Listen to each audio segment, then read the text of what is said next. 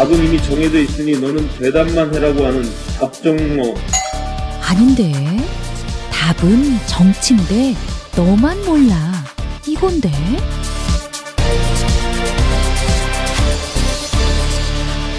국민보좌관 김성회의 답정너.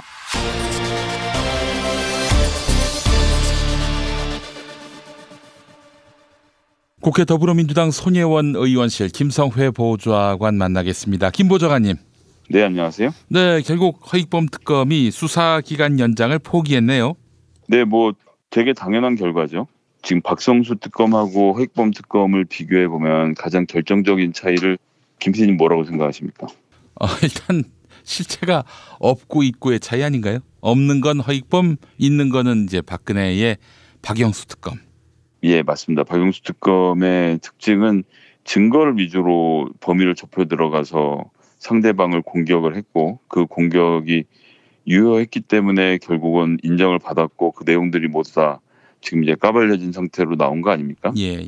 그런데 드루킹 특검의 실체는 드루킹이라는 자가 오랫동안 뭐 이런 정치 관련된 자영업자 일을 해오면서 쌓은 노하우와 인맥 이런 것들을 동원해서 자기의 영향력을 넓히려고 노력했고 영향력을 넓히려고 했던 가장 큰 이유는 본인의 공동체 그 커뮤니티 핵심적으로 있는 200명 그리고 반개로 있는 2,000명에게 회비를 잘 받고 강연을 잘하고 이러는 것.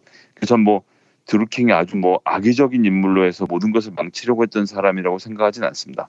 그런 식으로 뭔가 자기 벌이 구조를 만들고 그런 속에서 자기들의 이론을 만들고 경제 정책을 만들고 이것이 정보로 전달되기를 바랬던 정치 자영업자였다고 생각하거든요. 그 자체는 뭐 저는 나쁜 일이 아니었다고 생각하는데 예. 영향력이 넓어지지 않으니까 종국에는 무리해서 이제 소위 말하는 매크로라는 무리한 짓을 했고 그것에 의해서 비참한 결과를 맞이하게 된 거죠. 그 과정에서 이제 경찰에게 적발이 됐고 경찰에게 적발이 되고 나서 그 사람이 한 일이 뭡니까? 자기가 뭐 그렇게 한 게 없다라고 하면서 진술을 한 거죠. 진술을. 증거는 아무것도 없고 진술. 그다음 뭐 증거라고 나오는 것들은 전부 다 그냥 특검에서 이런저런 얘기를 한 것들인데요. 별 중요하지도 않은 얘기들 떠들었고 특검은 뭐라도 하려고 달겨들었고 달겨들 때를 놓고 보면 포스트 중에 하나지 않습니까? 김경수 의원이 지금 현재는 초선 의원에 이제 경남지사를 시작했습니다만 여러 가지 정황이나 이렇게 볼 때 앞으로 대권 주자 혹은 이제 큰 정치인이 될 수 있는 여러 가지 조건을 갖추고 있는 사람이었기 때문에 뭐 상대방의 입장에서는 이런 사람 하나라도 더 쳐내는 것이 되게 중요한 일이었죠. 자유한국당 입장에선. 예. 그래서 이제 얼씨구나고 쳐내려고 덤벼들었는데 이 사건을 돌이켜 보면 가장 큰 오류는 역시나 명칭에 있었습니다. 명칭. 예, 그게 매크로 댓글이 됐던 드루킹이 됐던 컴퓨터를 잘 모르시는 분들은 들어도 절대 이해할 수 없는 심지어 기자들조차도 저에게 전화를 해서 매크로가 뭔지를 물어봐야 되는 지경에 그 사실 우리가 한글 매크로나 엑셀 매크로는 가끔 쓰거든요. 무슨 쉼표 붙이고 이럴 때 쓰는 그 매크로랑 똑같은 매크로인데 드루킹 했으니까 뭔가 대단할 거라고 생각해서도 이렇게 말씀하셨지만 그런데 그 명칭을 드루킹 특검 혹은 매크로 특검 이렇게 잡아버리니까 사람들은 못 알아듣는 거죠. 게다가 드루킹은 제가 예전에 한번 말씀드렸습니다만 저도 즐겼던 게임인데 이제 월드 오브 월크래프트에 드루이드라는 종족이 있는데 그래서 자기 아이디가 드루킹이었던 거거든요. 드루이드의 킹이다 이래서. 예. 근데 그 말을 들으면 그게 사람들이 인간인지조차 인식하기 어려운 단어입니다. 매크로와 드루킹. 뭐가 있나 보다. 컴퓨터인가 보다. 이렇게만 생각하게 되는 거죠. 만약에 드루킹의 아이디가 둘이었다면 어땠을까요? 전 그래도 크게 달라질 것이 없었다고 봅니다. 그건 뭐 안 되는 얘기예요. 뭐 이제 와서 드리는 조언이지만 처음부터 김경수 등 문재인 측근에 의해 저질러진 대선 댓글 부정 특검 이 정도는 가졌었어야죠. 그래서 사람들이 뭐 대선 뭐 이렇게 해서 관심을 가지지. 드루킹 특검 하니 그 뭐 드루킹이 사람인지 아닌지도 모르는 사람이 다수인데 자유한국당이 뭐 김성태 의원 최근에 무슨 안내서라고 해갖고 뭐 한 놈만 패라 어쩌고저쩌고 이런 책까지 내고 정치 강의를 하셨고 저 그 내용 굉장히 감명 깊게 잘 읽었는데 그런 분이 네이밍에서 이렇게 실패를 해서 참 일을 그르치지 않았나. 그런데 이제 더 중요한 것은 네이밍을 대선 부정 댓글 특검으로 했다고 하더라도 나올 게 하나도 없었다는 것. 증거가 없기 때문에 이 특별검사가 아무리 무모하게 하려고 해도 내용을 들여다봐서 지금 이상의 무엇이 나와야 연장 신청을 할 수 있는 거거든요. 그런데 드루킹의 진술 외에는 더 나올 것이 없고 이미 기존의 증거들은 다 확보하고 있는 상태고, 그리고 대질신문까지 했습니다만 별달리 얻은 것이 없고, 드루킹은 그날 기분에 따라 혹은 본인의 처지에 따라서 계속되게 증언을 바꿔왔단 말이죠. 그런데 가장 핵심 증인이 증언을 바꾸고 있고 거기에 대한 증거는 하나도 없고, 운영비 10억이라고 어쩌고저쩌고 초반에 판을 키워봤습니다만 회원들 말 그대로 쌈짓돈 5만 원, 10만 원 뭐 이렇게 해서 강연비 등으로 지출한 것이 딱딱 통장 안에 맞아 떨어지니까 그러면 지금 와서는 김경수 지사나 혹은 다른 정치인들하고 이런 기사는 어떻습니까? 좋아요 좀 눌러주세요. 이걸 했다라고 지금 저 수많은 특별검사 예산을 써가면서 뭘 찾아낸다. 그래서 제가 주고받은 대화를 3개 더 찾아냈습니다. 이렇게 얘기하면 국민들이 참도 좋아하겠습니다. 그렇기 때문에 전 항복 선언을 한 것으로 보이고, 특검이 수사 연장을 안 하겠다라고 하는 것은 특검의 정치적 구성, 지금까지 해왔던 구속영장 청구까지 이어지는 이 완벽한 정치적인 행위에 비추어 봤을 때 연장을 하려고 덤벼들었어야 하는데 그러지도 못했던 이유는 이러한 것이 미진하기 때문에 연장했으면 좋겠습니다라고 얘기할 건덕지가 하나도 없었다는 것. 그래서 제가 처음부터 초질감 말씀드렸습니다만 우리가 할 일은 김경수 지사의 말을 믿고 그가 담담하게 조사받도록 응원해주면 된다라는 것이었고, 김경수 지사는 본인의 공언했던 대로 휴대전화를 내놓아 가면서까지 적극적으로 수사에 임하고 대질신문도 다 2차례나 소환을 거쳐서 이 모든 과정을 겪어냈고 결국은 아무런 흠결이 없는 사람이라는 것을 한 번 더 인정받아서 차기 민주당 진영의 큰 정치인으로 클 수 있도록 자유한국당이 엄청 도와준 게 돼버렸습니다. 사실은 김경수 지사가 상대적으로는 비서실장의 이미지, 또 유약한 이미지, 사람이 착한 거 아니냐. 실제로 생기기도 너무 착하게 생긴 것도 있겠지만. 아니 품성도 그렇게 선한 분이 없어요 사실. 근데 대권까지 가려면 좀 강단 있는 측면이 보여져야 하거든요. 그런데 그런 것들을 다 한 번에 보여줄 수 있는 기회를 만들어줘서 특검은 망신을 당하고 끝났고, 그리고 김경수 지사는 이것으로 본인의 새로운 강인한 면모를 선보일 수 있는 계기가 됐고, 이런 엉터리 조사를 하려고 특검을 요청했던 자유한국당과 바른미래당 등 야당들은 이 문제에 대해서 엄중한 책임을 져야 할 것이고요. 대국민 사과를 하든 어떤 식으로든 이렇게 분탕질을 쳐놓고 지방선거를 망치려고 하다가 결국은 아무것도 하지 못했던 것에 대해서 분명히 반성하고 사과해야 한다는 말씀을 좀 드리겠습니다. 아니 사실 특검이 말이죠. 특검법이 발효됐다고 해서 핵심 용의자로 꼽히는 사람에게 죄가 있는지를 따지는 게 아니라 죄가 있음을 입증하는 미션이 있는 건 아니잖아요. 그러니까 죄가 없으면은 무혐의 이렇게 결론 날 수도 있는 거 아닙니까? 근데 왜 이렇게 죄를 만들어내려고 애를 썼어요? 스크래치를 내는 거죠. 원하는 것은 하나입니다. 문재인 대통령 당선에 어떠한 부정한 세력이 들어갔고, 사실은 홍준표 대표랑 몇 퍼센트 차이 안 나서 홍준표가 이길 수도 있었는데 문재인이 억지로 이긴 거다라는 레토릭을 만들어내는 수단이고, 이것이 지금 들으시기에는 청취자분들도 그렇고 김 PD님도 그렇고 약간 말도 안 되는 얘기 하지 말라고 코웃음을 치시겠지만, 제가 일전에도 말씀드렸습니다만 유튜브랑 카카오톡을 중심으로 해서 퍼지고 있는 가짜 뉴스들, 지금 보니까 국민연금은 800조 중에 200조를 북한에 떼어주기로 우리 정부가 이미 김정은 위원장에게 충성 맹세를 했다라는 뉴스까지 돌고 있다고 하던데요.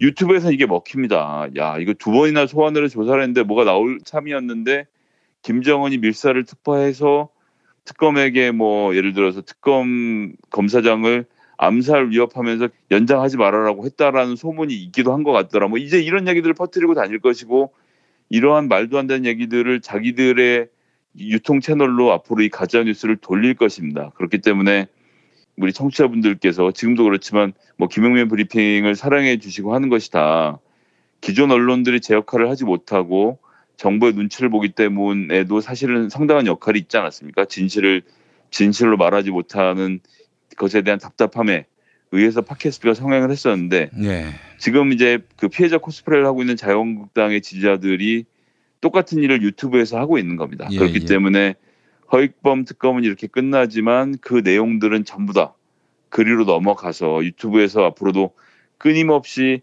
재생산 될 거라는 점 또 제가 좀 주시해서 봐야 될 것 같고요. 그렇기 때문에 유튜브 시장에 있어서도 팟캐스트는 저희가 선점을 하고 잘 진행을 해왔는데 유튜브라는 넓은 시장에 대해서도 우리 개혁 진보 진영이 좀 더 관심을 가지고 지켜봐야 되지 않겠나 싶은 생각을 좀 드립니다. 예, 알겠습니다. 자, 일자리 대책. 참 문재인 정부의 핵심 과제가 됐습니다. 사실 다른 경제 지표는 아주 좋은데 일자리 지표가 상당히 난조를 보이고 있어요. 이거 뭐 소득주도 성장을 위해서 어쩔 수 없이 겪어야 할 그런 진통으로 인식하는 분들이 많이 있는데 당이 뭔가 답을 찾아내는 역할을 담당해야 되는 것 아닌가 하는 그런 생각도 해보는데요. 예, 그렇습니다. 원래 대통령은 대통령대로의 의지와 뜻이 있고 그런 것이 정부를 통해 집행이 되는 것이고 당이라고 하면 사실 당에 있는 국회의원들이 하는 일이 뭡니까? 보시기엔 뭐 매일 어디 가서 막걸리 먹고 술 먹고 다니고 사람들 만나고 어디 가서 뭐 축산하고 이런 사람을 보시지만 그러는 가운데 민심을 듣습니다. 그리고 매우 엄중한 이야기들을 들을 수밖에 없고 국민들의 눈치를 봐야 되거든요. 그런 정치인들이 들은 이야기들을 가지고 와서 정책적으로 녹여내는 과정이 또 필요하고요. 그래서 그렇게 정책적으로 녹여낸 이야기들을 논의하는 것이 바로 당정청 협의인 겁니다. 그래서 청와대가 나오고 정부가 나오고 당이 나와서 같이 회의를 하는 것이고요. 예전에 이제 그 참여정부 시절에는 이런 당정청 협의가 매우 잘 이루어졌고 수시로 일어났었던 것을 우리가 과거를 돌이켜보면 알 수 있는데요. 지금 이제 뭐 여러 가지 문제가 있겠지만 당이 제대로 목소리를 못 내는 것은 글쎄요. 제가 보기에는 어떤 그런 분위기도 있는 것 같습니다. 특히나 20대 국회는 뭔가 튀는 발언을 하면 안 된다.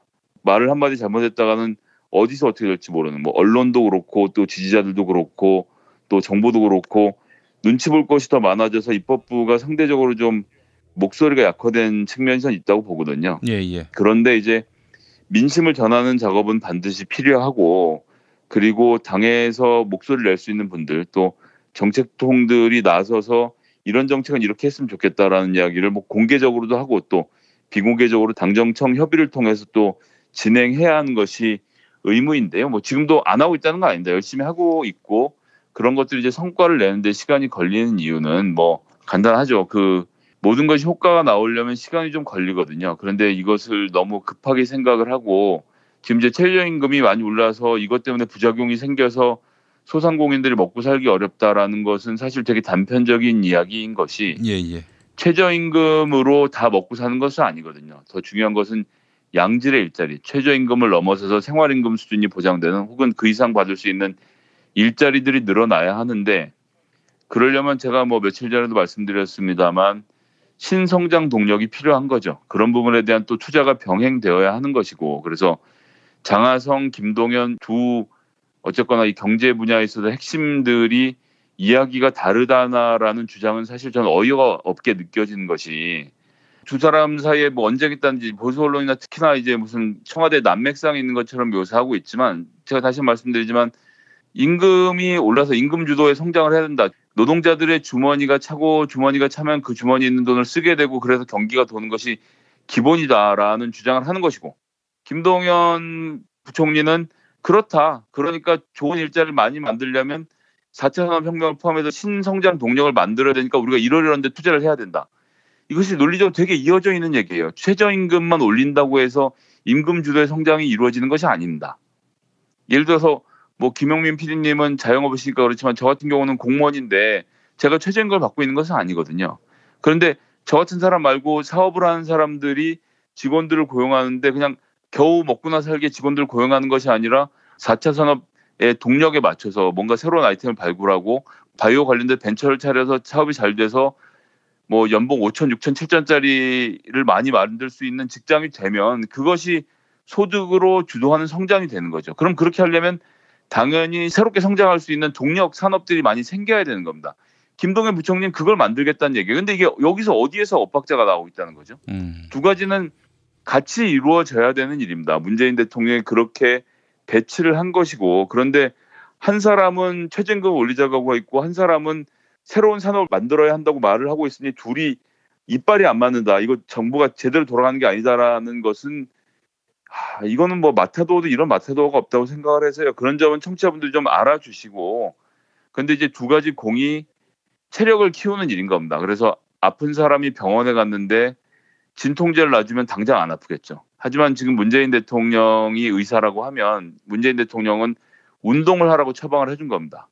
그래서 장하성 실장이랑 기초 체력을 높이기 위해서 달리기를 하라는 것이고, 김동연 부총리랑 근육을 키우기 위해서 헬스장에 가라는 겁니다. 그러면 어떤 놈은 뛰라고 그러고 어떤 놈은 헬스장 가라 그러는데 이게 처방이냐, 뭐 언제 효과를 보는 거냐라고 환자가 소리칠 수도 있겠지만, 그 치료를 꾸준히 받으면, 그래서 기초 체력이 늘어나고 근육이 늘어나면 6개월, 1년 후면은 저는 경제가 안정되고 성장으로 다시 돌아설 수 있을 거라 생각합니다. 지금은 내려진 처방에 따라서 우리가 그 처방에 잘 따라서 체력을 키우는 일을 하는 것, 이것이 지금 필요한 작업으로 보고요. 정부도 혼신의 힘을 다해서 하고 있습니다. 이것이 실패하면 정부의 지지율 자체가 흔들리는 일이고, 제가 몇 번 말씀드렸습니다만 문재인 정부를 지키는 것, 문재인 대통령을 지키는 것은 대통령의 지지율입니다. 다른 것은 없습니다. 제가 옆에 가서 아무리 대통령을 지켜드리겠습니다 하더라도 제가 5천만 국민을 상대로 어떻게 지킬 겁니다. 그렇죠. 아니면 그것이 10만 명이라고 하더라도 10만 명이 어떻게 5천만 국민을 대상으로 문재인 대통령을 지키겠습니까? 5천만 국민 중에서 60%면 3천만이죠. 3천만 국민이 문재인 대통령에 대해서 호감을 가지게 하는 것. 70%면 3,500만입니다. 3,500만의 국민들이 문재인 대통령을 지지할 수 있도록 그런 지지세를 확보하는 것이 중요하고 지지율을 지키는 것이 중요하다. 그렇기 때문에 지금 이런 어려운 순간에 우리가 현명하게 대처하고 기초 체력을 키우는 일을 열심히 해야 되겠다라고 주변 분들을 설득하고 함께 이것에 방향을 맞춰서 나가는 것이 저는 필요하지 않겠나. 특히나 지지자 그룹에서는 그래 주시는 것이 필요하다는 말씀을 좀 간곡하게 드리겠습니다. 네, 알겠습니다. 김성회 보좌관님 수고하셨습니다. 네, 감사합니다.